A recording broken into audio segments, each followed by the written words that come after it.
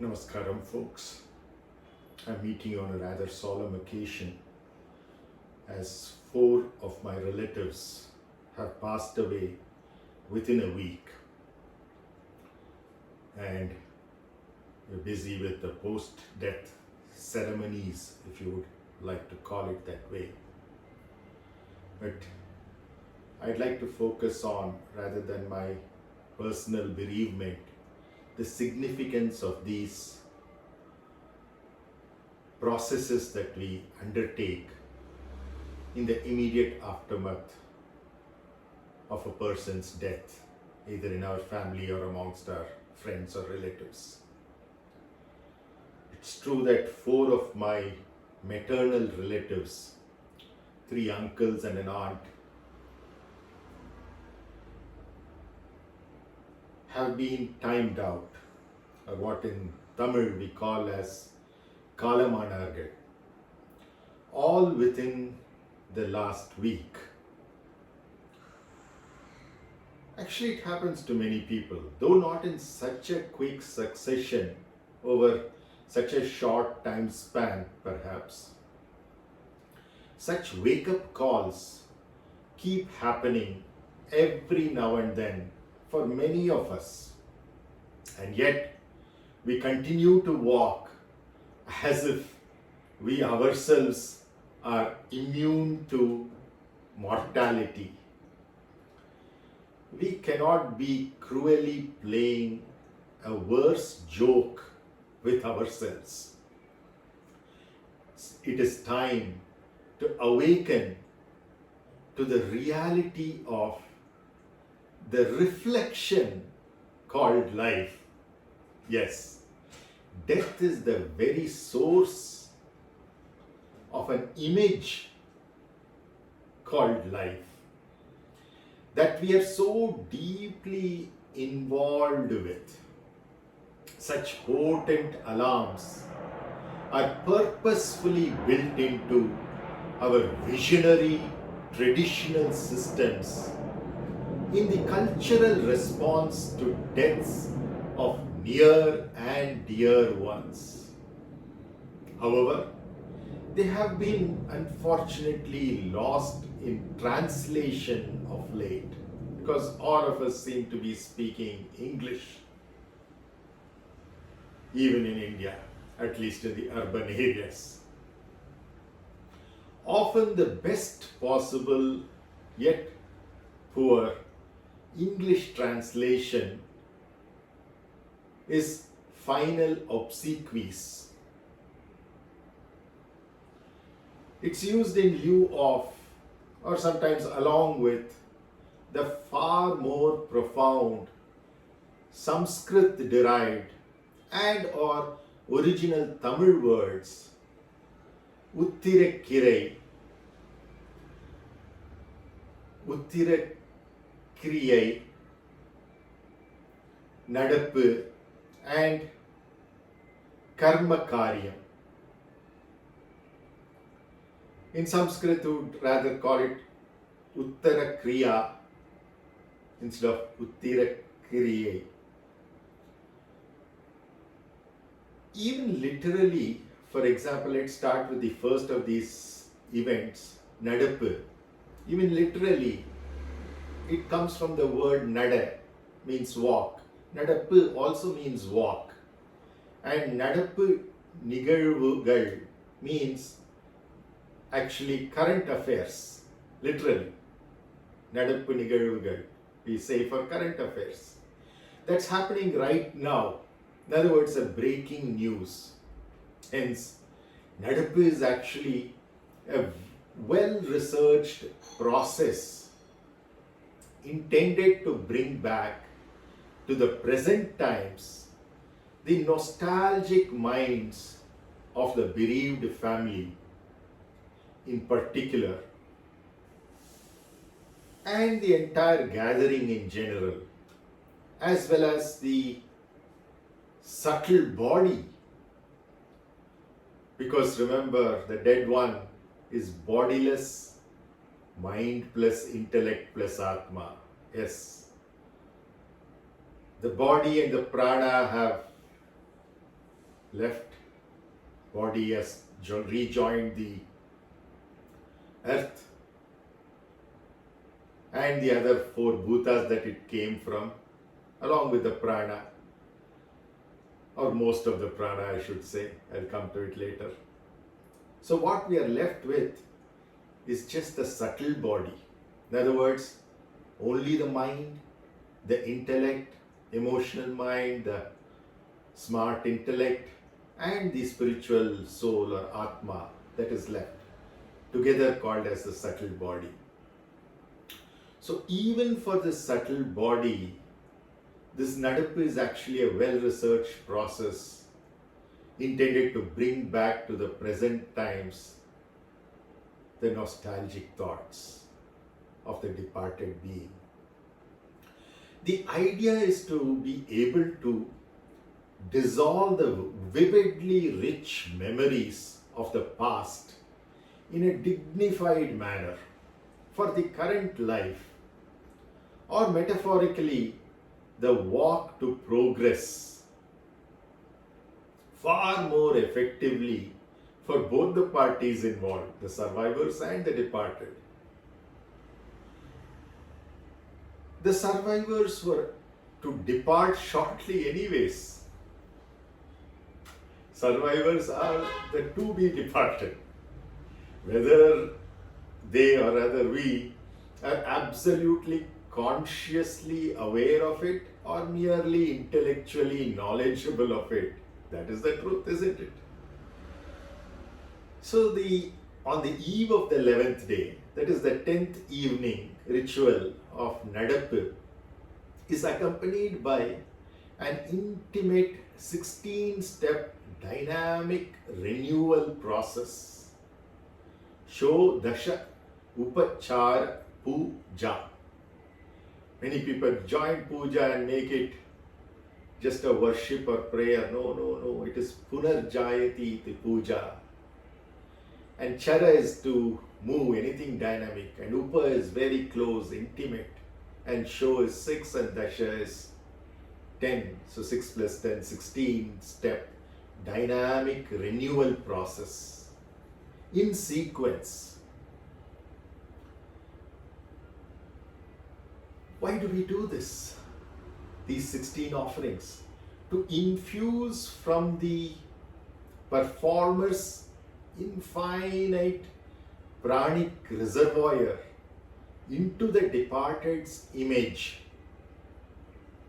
typically a photograph these days, as the latter's pancha prana has not yet moved, or rather it has not yet moved on in its entirety, because the circulatory vyana could remain for 11 to 90 days. 11 in the case of a life well lived long enough, and 90 in the case of an accidental death of a young one. But still, the minimum is about 11 days, and which is why the 11th day ceremonies can go on up to 16th day, many cases 14th day. So, that is only one of the 5 pranas, the circulatory or vyana, which stays for so long. The second slowest to leave is the expelling or apana prana, which can remain for about 8 to 18 hours after death, so-called death. Thirdly, the buoyant udana can be for about 6 to 12 hours. Fourthly, the receptive prana will be there only for 48 to 90 minutes. And the fastest of them all, the thermal samana, will be there only for about 21 to 24 minutes. That's why you see the body temperature coming down drastically, and that's one of the tests for a person's death, apart from the stoppage of breath.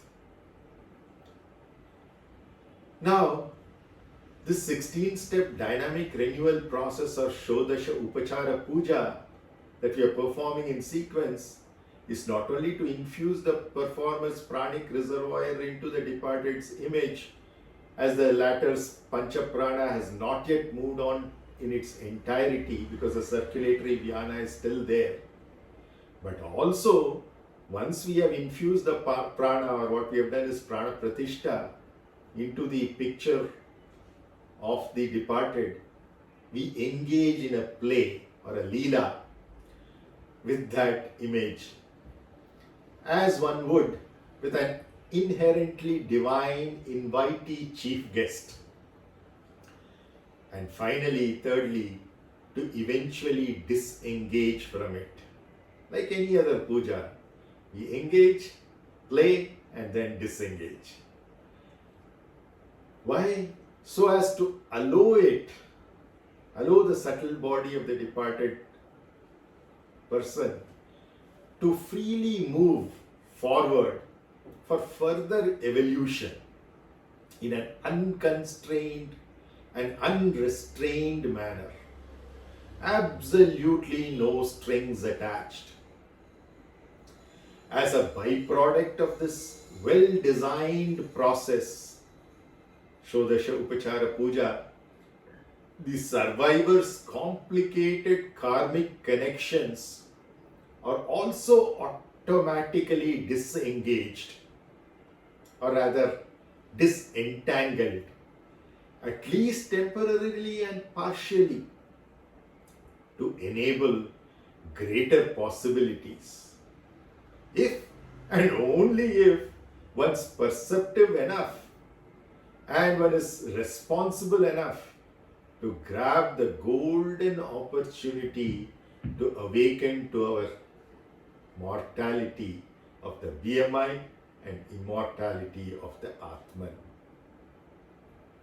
Amongst the 16 types of offering in the Shodasha Upachara Puja, which starts off with Dhyanam, then Avahanam, then we have Asanam, then we have Padyam, Argyam, Snanam, Vastram, Yajnopavitam, Gandham,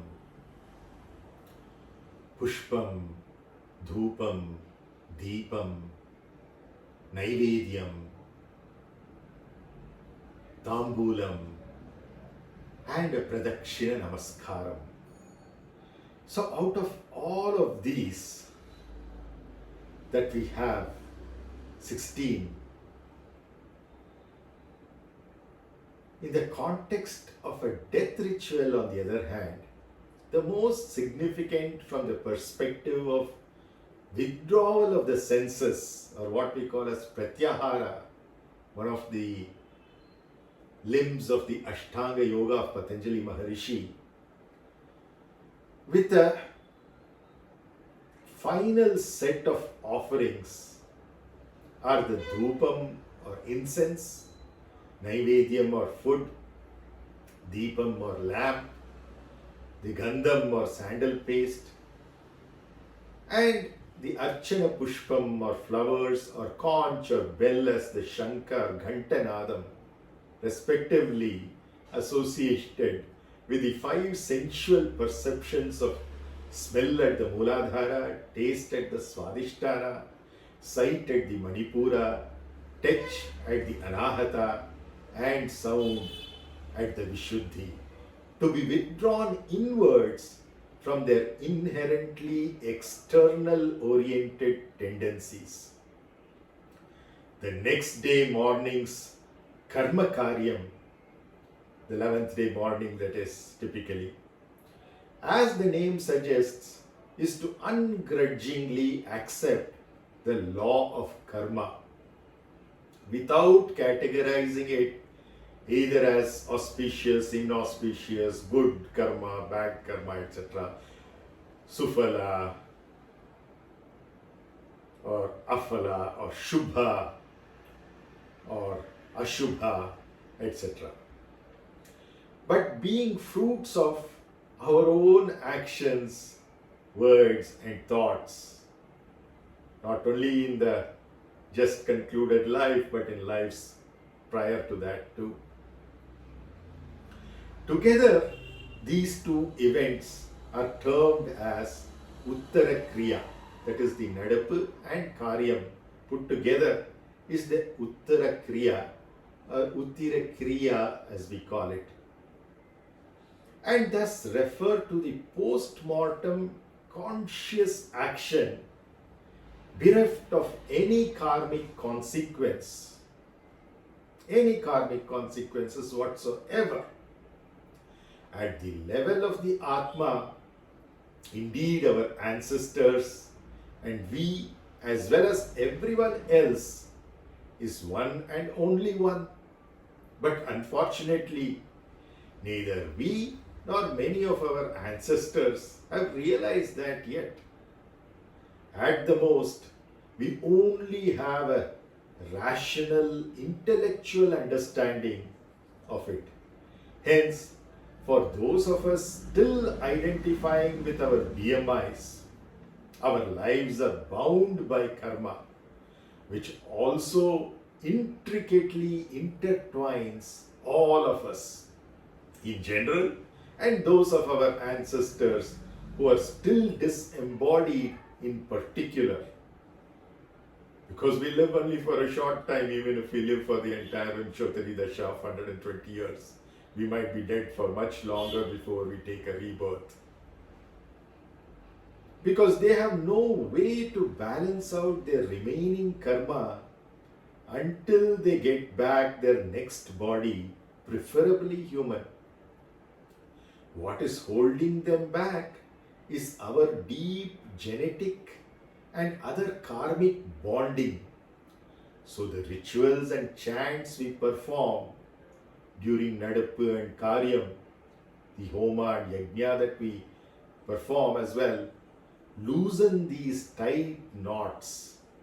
And they further, when we do during every Amavasya and also throughout the Mahalya Paksha, the Tarpanam, that also loosens those tight karmic and genetic knots so that they as well as we, the dead, the departed, as well as we survivors who are to be departed, we can all move quickly